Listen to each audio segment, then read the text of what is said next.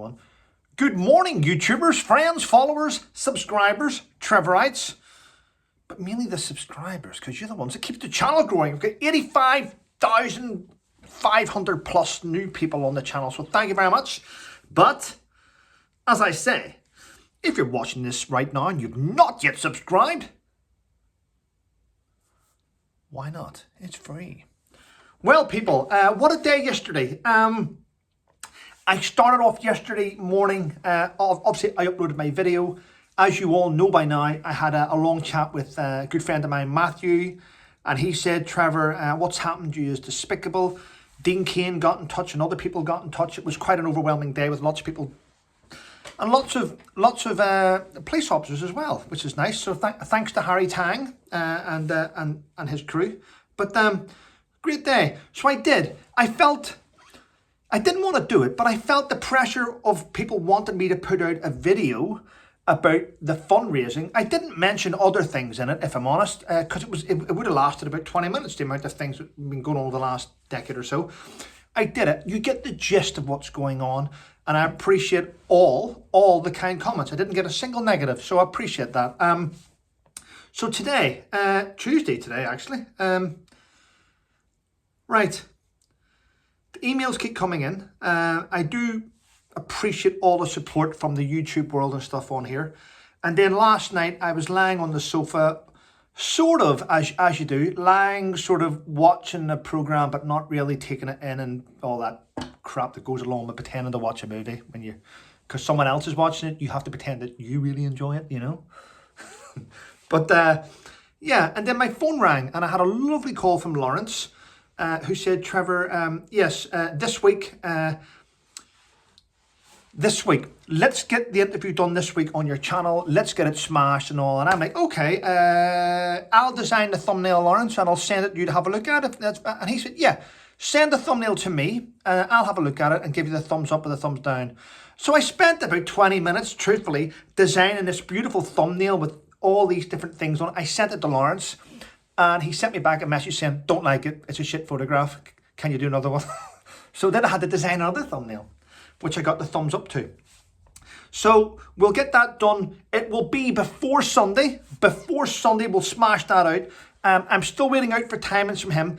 He gives me the date and the time where he's able to do it, and the link will go straight out. And I look forward to seeing all of you there. Right, so that's the next one done. Shout out to Fatima Whitbread, who today is meeting up with Carol Vorderman to discuss her coming on the channel for a little conversation, which will be great. Right. What else is going on?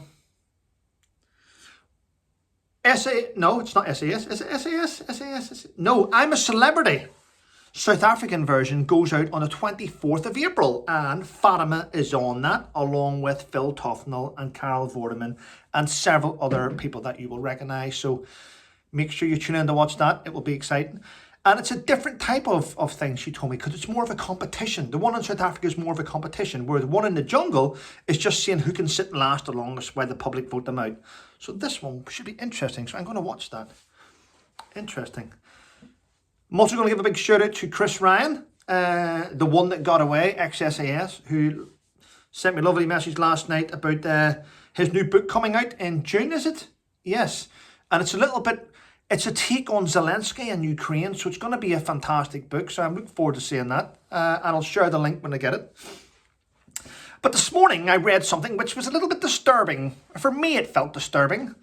Do you remember, has anyone heard of Kathy Griffin, American sort of comedian? She does movies. Kathy Griffin.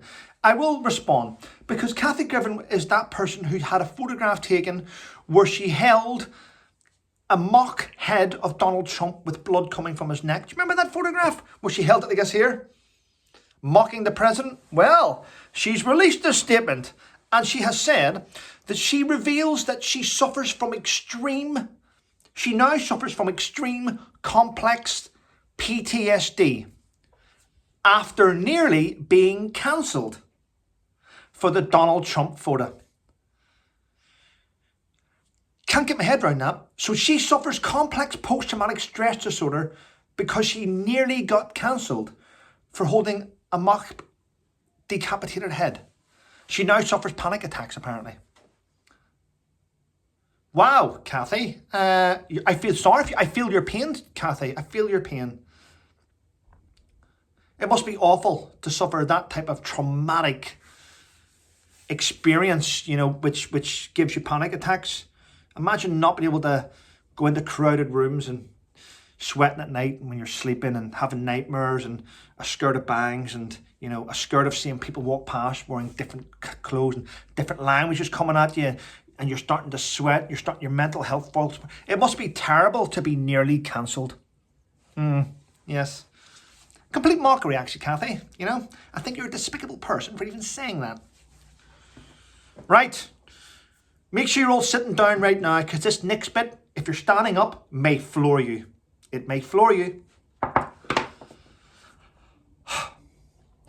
Asylum seekers in Wales, under new Labour plans, will now receive £1,600 a month. They will receive £1,600 a month, and the taxpayers are going to fund their claim against deportation. Wow. It's a lot of money. I'm going to be honest, £1,600 is... So basically, asylum seekers are going to be given £1,600 a month to live off, which is actually more money than the carers get to look after our mums and dads in the care homes. Imagine that. Imagine being given that money from taxpayers' money, while carers, a lot of nurses, a lot of soldiers, that amount of money to give to someone a month is more than most people's wages a month. Brilliant.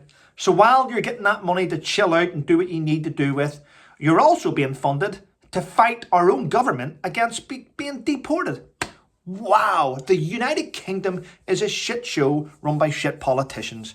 And before you say, well, that's the government, well, you'll find that this is happening in Wales, and if it's a success, it'll be rolled out across the country. So you cannot trust Labour or Conservative to move forward in these next elections. You must vote an alternative party if you want to save your country. There we go. What else is happening? Yes, and for all those women, please, and I mean women with wombs, all right, not women with penises. Listen to this. The Women's Institute, the leaders of the Women's Institute are facing a massive backlash from its members after they give the green light for individuals who identify as a woman to be let in. Yes, members now of the Women's Institute have said to the trustees, no, I think you should let the members vote on this. Don't just make a decision at the top. Let the members vote on this if we want it. So basically, if you want to be in the Women's Institute, you can just say you identify as a woman and you get free membership. There we go. This is the shit world we're in at the minute. Leave women alone. Women have fought for decades and decades and decades for equality. They've fought for equality. They've got, not all the way, they haven't got everything perfect, but they've got equality in a lot of different things. Only for men to come in and go, well, we want to be a woman now and we want this, right? If women in charge of all these organisations want to give away their women's rights to people that identify as a woman, then let's just get rid of all equality and let men do what they want. Because that's what they're doing. We need to put a stop to it. It's craziness, isn't it? Andrew Tate, known as CobraTip, the so-called influencer, put something out on Twitter yesterday which sort of shocked the world. He did a complete thing. I don't know if his Twitter account was hacked. I don't know if they held a gun to his head. I don't know the pressure he's under. However, he did put a tweet out going, "Hi everyone, I think I got it wrong. I think it's been proven now that I've made a big mistake and maybe it's time for me to take the vaccine." Wow, Andrew, you've been calling everyone sheep and the Matrix and now you come out with that. It doesn't sit well. I don't know what's going on there, but that's what happened. Craziness. Completely craziness. And what else are we seeing this morning? The World Snooker Championships yesterday. Apparently. Well, I've seen it. It's not apparently. It's a fact. A protester with a white t-shirt saying "Just Stop Oil" jumped onto the snooker table and poured orange powdered paint all over himself and the snooker. Craziness, isn't it? They had to postpone it to get it cleaned up, but a little bit mental, that there. Craziness. And for all you royal fans, check this out.